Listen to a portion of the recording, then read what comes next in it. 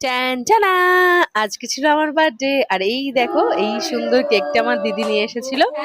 আর এই ছোট্ট ছোট্ট পুচকু পুচকু সবার সাথে আজকে বার্থডেটা সেলিব্রেট করলাম। বেশ ভালোই মজা হলো। আর সারাদিন এত ব্যস্ততার মধ্যে দিয়ে গেছে কি বলবো, অনেক আজকে কাজের চাপ ছিল। অনেক এদিকে ওদিকে যাও, সেই একদম মাথা খারাপ হয়ে যাচ্ছিল। তার মধ্যেও বার্থডেটা সেলিব্রেট হলো। আজকে সারাদিন বেশ ভালোই টুকিটাকি খাওয়া দাওয়া হয়েছে।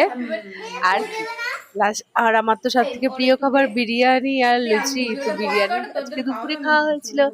আর রাতে খেয়েছিলাম লুচি আর ঘুগনি।